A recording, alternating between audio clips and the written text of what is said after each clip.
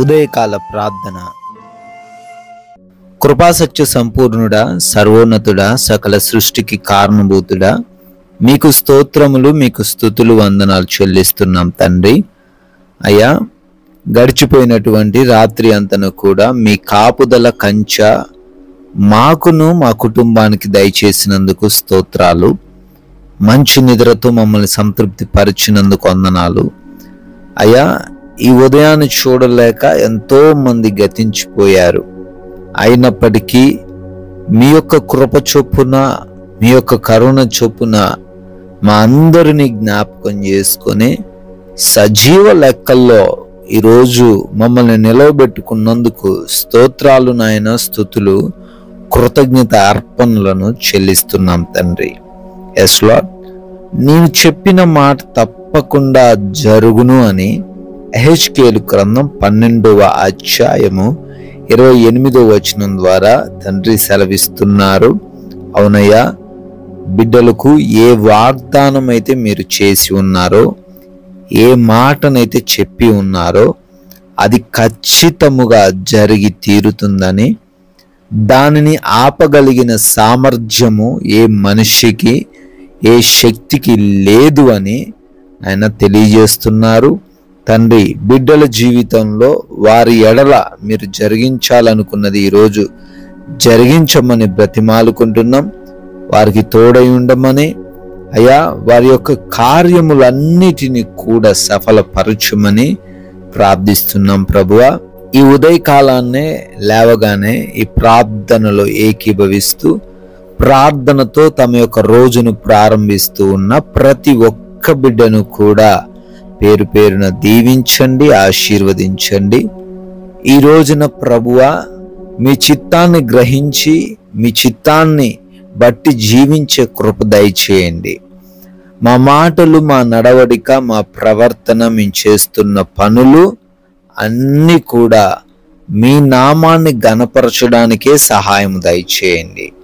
అయ్యా, మేము ఈ లోకంలో జీవిస్తున్నప్పుడు దేనికి ఆకర్షితులం అవ్వకుండా, ఎవ్వరికి తండ్రి లోబడకుండా, పాపానికి మరలా దాసులము కాకుండా, వాక్య జ్ఞానం కలిగి జీవించే వారిగా మాకు తండ్రి సహాయము దయచేయండి.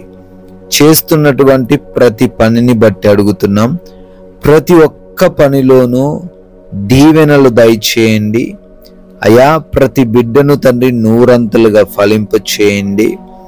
జ్ఞానంతో, బలముతో, శక్తితో నింపండి తండ్రి.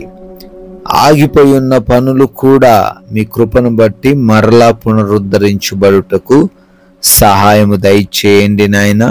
నూతనమైన కార్యముల విషయంలో కృప దయచేయండి. అయా, శుభకార్యాలు చేసుకుంటూ ఉన్నారు, వాటిల్లో కూడా మీ సహాయము దయచేయమని అడుగుతున్నాం ప్రభువా. ప్రార్థిస్తున్నామయ్యా, ఈ రోజున మేము ఎవరితో ఎటువంటి విభేదాలు లేకుండా, మనస్పర్ధలు లేకుండా ప్రశాంతముగా జీవించే కృప దయచేయండి నాయన. అయా, మా ప్రయాణాలను దీవించండి. వెళుతున్న మార్గాల్లో, వస్తున్న మార్గాల్లో మీ కంచె, మీ కాపుదల మాకు దయచేయండి. ఏ దుష్టుడు మమ్మల్ని ముట్టకుండా తండ్రి మీరే భద్రపరచండి.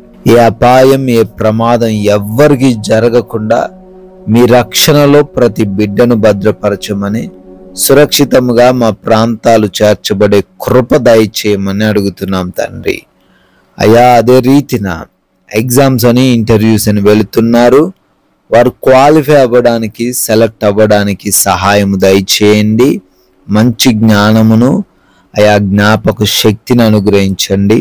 రిజల్ట్స్ కోసం వెయిట్ చేస్తూ ఉండగా వారికి అనుకూలమైన రిజల్ట్స్ రావడానికి సహాయం దయచేయండి. అదే విధముగా గృహములలో ఒంటరిగా ఉంటుండగా, అయా, ఎవరి బిడ్డలు, చిన్న బిడ్డలు, వృద్ధులు నాయన, వారందరికీ మీ కంచె దయచేయండి, కాపుదల దయచేయండి ప్రభువా. ఏ సమస్య వారి దగ్గరికి రాకుండా కాపాడండి ప్రభువా.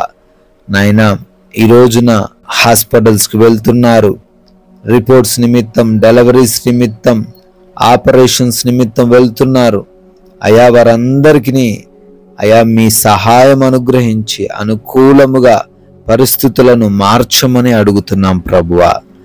ఎవరికి ఏ లోటు లేకుండా సమృద్ధిని దయచేయండి. మంచి ఆరోగ్యము, మంచి ఆర్థిక పరిస్థితిని అనుగ్రహించండి అయ్యా. ఈ రోజున ఆత్మీయంగా ఎదగగలిగే కృపను కూడా దయచేయండి నాయనా. మీ కృపను బట్టి బర్త్డేలు, యానివర్సరీలు సెలబ్రేట్ చేసుకుంటున్నారు.